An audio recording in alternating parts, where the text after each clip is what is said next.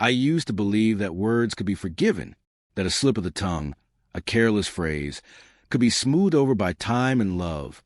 I was wrong. It's strange how one dinner, one moment, can divide a life into before and after. That night, everything felt ordinary at first. The house smelled of roasted garlic and rosemary, his favorite. I'd spent hours cooking, even though I'd been exhausted from work. Daniel had texted that he'd be home late, but I'd still set the table for two, hoping we'd reconnect the way we used to. When he walked in, he looked handsome in that quiet, worn-out way. His tie was loosened, his sleeves rolled up. He kissed my cheek, thanked me for dinner, and for a few brief minutes, I thought maybe we were okay again. The conversation started light, his day, my new project, the usual humdrum of marriage. But beneath it, something tense simmered. Then it happened. It wasn't premeditated. I didn't plan to hurt him. It just slipped out, sharp and thoughtless. He'd mentioned how a promotion might finally happen this quarter, and I, half smiling, half tired, said, maybe they'll finally see you as capable of more than just taking orders. The silence that followed was suffocating. He looked up, fork frozen midair. There was something in his eyes I hadn't seen in a long time. Hurt.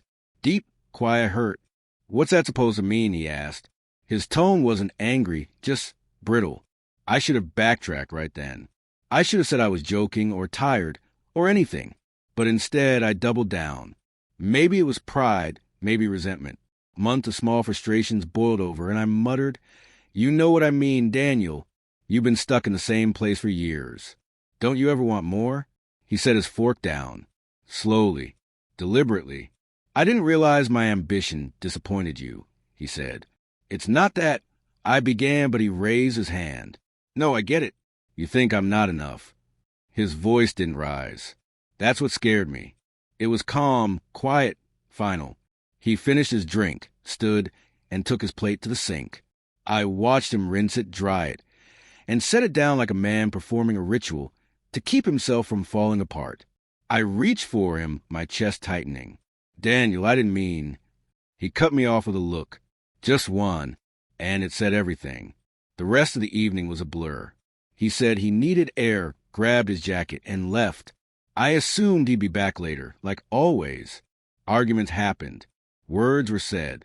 That's what marriages were, messy but survivable. But as the night deepened, I realized something felt different this time. His phone went straight to voicemail. His location tracker, the one we both shared after my brief health scare last year, showed nothing, just blank space. I sat on the couch, replaying dinner in my mind, every word like a shard of glass. The more I thought about it, the worse it sounded. I hadn't just insulted his job. I'd insulted him, his entire sense of worth. And for what? To feel superior for a fleeting second? At midnight, I texted him, "Come home, please. I'm sorry." No reply. By morning, the bed beside me was still untouched, his pillow cold. The sound of birds outside mocked the silence inside the house. I called his best friend, Jason, but he hadn't heard from him. His office said he hadn't come in. Panic began to replace guilt. Then I noticed something. His watch was gone, the one his father gave him before passing away. But his wedding ring wasn't. It sat on the bathroom counter, next to his toothbrush. That was the moment I felt it. The quiet collapse of something I thought was unbreakable. I told myself he just needed time, that he'd come back once things cooled down. I didn't know that time was already working against me, that Daniel wasn't just walking out of the house that night. He was walking out of our life. Days passed, then a week. His family called, worried. I had no answers, only guilt gnawing at every waking moment. Every night, I replayed the scene, trying to pinpoint the exact second I lost him. It wasn't the comment alone. It was years of me thinking I could push correct or shape him into someone he wasn't. That dinner just exposed a crack I'd been pretending didn't exist. 5 days later, I opened my email. There was one new message. No subject. No greeting. Just a single line that shattered me completely. "You finally got your more, Emma. I hope it's enough."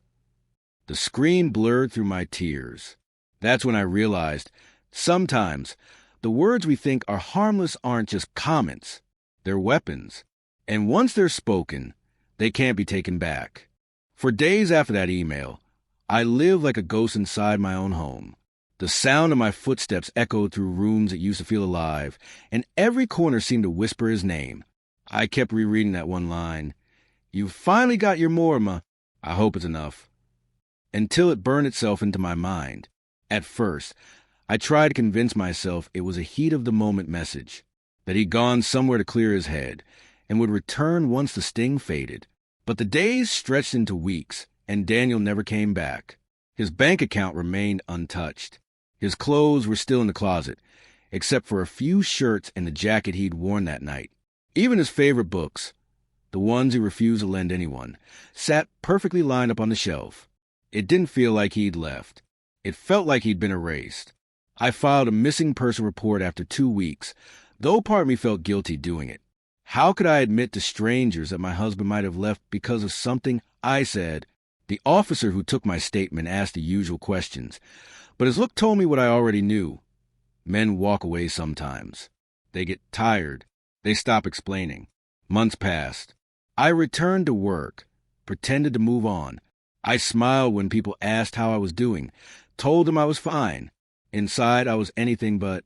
Every night, I'd sit in bed staring at his empty side, wondering where he was, if he hated me, if he was okay. Then, 5 months later, a letter arrived, handwritten, no return address. I recognized his handwriting instantly, sharp, neat, deliberate. My hands trembled as I opened it. Emma, don't look for me. You were right. I needed more, but not from work or life or the world. I needed more peace. I don't hate you. I just finally realized that love shouldn't feel like constant correction. You always wanted me to reach higher, do better, be more, but I was exhausted trying to be the version of me you could admire. I'm starting over. Somewhere quiet.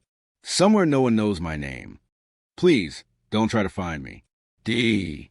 I read it over and over, searching for anger, bitterness, anything to hold on to. But there was none. Just sadness, resignation. That night, I sat in the dark and thought about the years we spent together, the laughter, the struggles, the subtle shift from lovers to critics.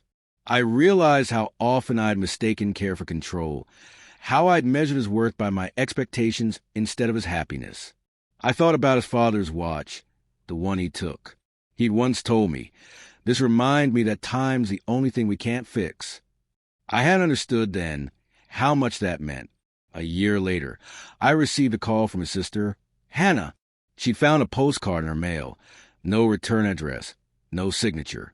Just a picture of a small coastal town and 2 words written in Daniel's handwriting. Still breathing. That was it. Nothing more.